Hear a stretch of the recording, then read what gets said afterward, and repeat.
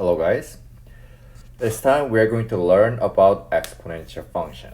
So this one was the last part that I taught, and maybe there was a sequence, but let's skip that part. So we're gonna focus on exponential function for this time, okay?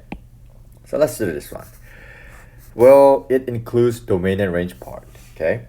So here, it says which inequality best represents domain of this part. So domain is x values. So what you have to do is you have to highlight this x values.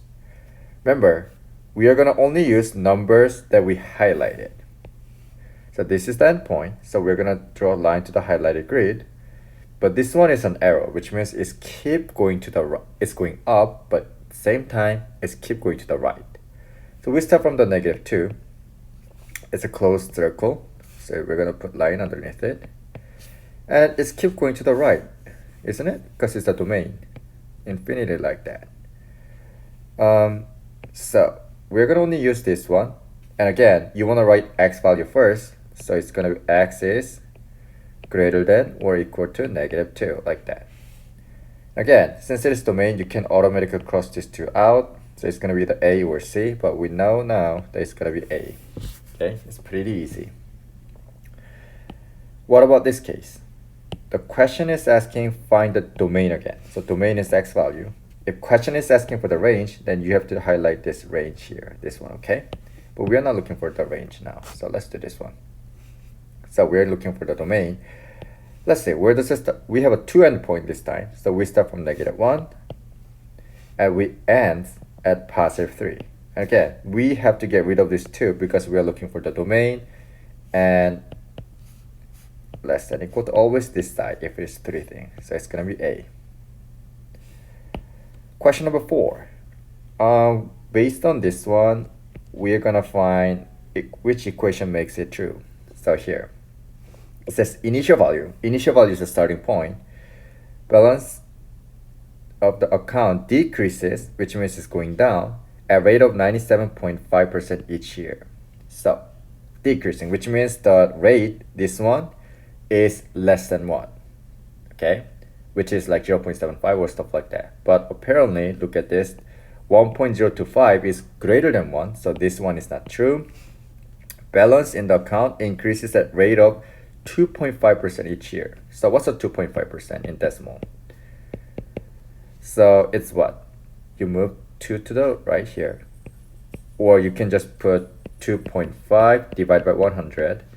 Doesn't matter, so it's 0.025. Since it is increasing, you have to do 1 plus, which is 1.025.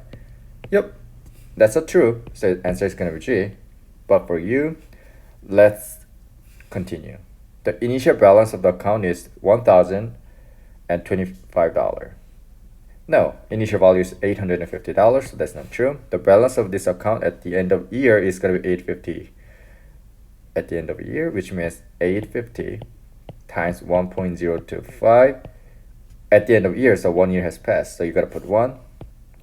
And if you put this one into a calculator, obviously that's going to be more than $850 because this one is greater than 1.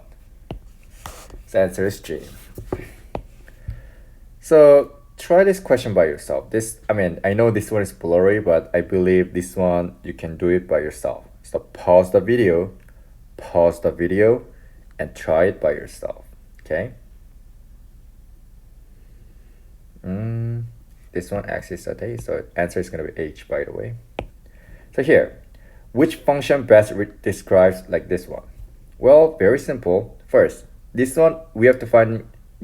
What you can do is you can graph every single one of this one and see which one have like y-intercept of 6 first, and which one looks like this graph.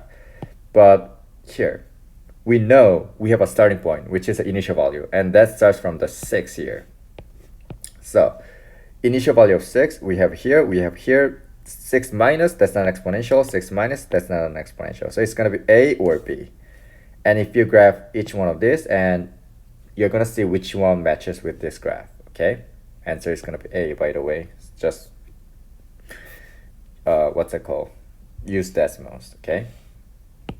7, same thing. which one of these function represents the same relationship with this. So again, I will teach you something else, but first here, we have to find where x is equal to 0. That's going to be your initial value, which is 18. You remember, always you have to remember y equals a times b to the x power, where a is the initial value. In this case, a is going to be 18. So answer, we can cross out this one and this one, because answer is b or d. Okay? And second one, if you want to do it by hand, you remember like what you have to do is like second number divided by first number, which means 15 divided by 12.5. That's what you have to do. That's gonna be approximately 6/5. So answer is gonna be B. But let's say you forget about this. You don't know. I hope you don't forget it. Let's say you don't know how to do it. There is a specific way that you can do it. You learned how to use table in decimals. So if you click plus in decimals here, you can click table. What you can do is you can literally put this every single one of this one. 0, 1, 2. Here you have 12.5. Here you have 15. Here you have 18. Here you have 21.6. Here you have 25.92. So you have this graph here. Oops. And what you're gonna do is you're gonna graph every single one of this one and see which one matches. So let me try first one. Y equals 18 parenthesis 6/5. Oops, 5 to the x power. Whoa, this point, this line literally crossed everything, so it's gonna be B. Okay, just like that. It's pretty simple. Okay. Question number 17. So it gives you this. Your job is to find equation through this one. It says there are 1028 players. That's the initial value. So we all have this. And it's in each round, half the players are eliminated, which means 50% of the player will be out, which means it's minus. So each year, 1 minus 50%, right? Because eliminate means decreasing. So it's going to be, what's a 50% in decimal? It's 1 minus 0.5, which is 1 minus 0.5 is going to be 0.5. So it's going to be what? Y equals, you remember a times b to the x power. A is going to be what? 1024. So a is 1024 and b is 0.5. So it's what? 124, 0.5 to the x power. Okay, so it's going to be b. Here, in year 1900, the total number of the metric tons of the copper production in the world was something like that. And each year since so that's the initial value. And it says what? Increased by 3.25%. So 1 plus 3.25%. How can you change it to decimal? 0.0325, which is 1.0325. We already got the answer here because I don't even know what's wrong with these two answer choices. So its answer is going to be A or B. It's increasing, so you're adding it like that. Right? Right here. Find the value of y-intercept. Graph it, put this one into the graph, and find y-intercept. Simple, right? It's what? 29, 5.2 to the x power. Y-intercept is what? 29.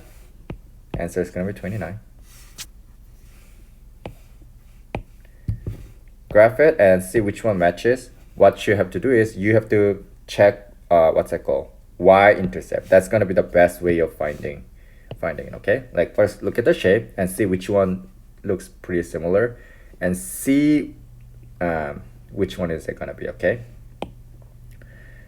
Which one of this one is going to be true? So what you have to do is you graph it and see if it has x-intercept of this one or y-intercept of this one. It has asymptote of 0 or it has what? Graph include like 2,1. Like, let's do it together actually. So we have y equals 8, 0.25 x. So we have this. So first, does it have an x? Does it even have an x-intercept? I don't think so. Oh, it does. Oh, it does. So x-intercept is not that one, obviously, according to this. So that's not it. So that's why it is always good idea to have what's it called? 0, 8. That's a y-intercept, so that's true. Since it goes below 0, x, what's that called? Asymptote is not gonna be 0 in this case, okay? I mean, asymptote should be y value anyways, so asymptote should be y equals 0, so it cannot be that. And the graph includes 2, 1. Let's see. X equals 2. No, I think it just give you 2, 0.5, not 2, 1, so that cannot be true. Okay. Or another way of doing it is just plug this one in here. Instead of y, you're going to put 1 and say 8, 0.25, and what? Instead of x, you're going to put 2 and see if it is true. And that's not true. Same thing, graph it and see which one matches. Now here, which one is going to be asymptote? What's the line that this graph get really close to but never touch? It's not t, it looks, because do you see this graph is getting really close to s, but it will never touch. Although it looks like it is touching, so it's gonna be h, okay? So that's it. I went over everything so fast, but I hope this one helped, and yeah, see you guys.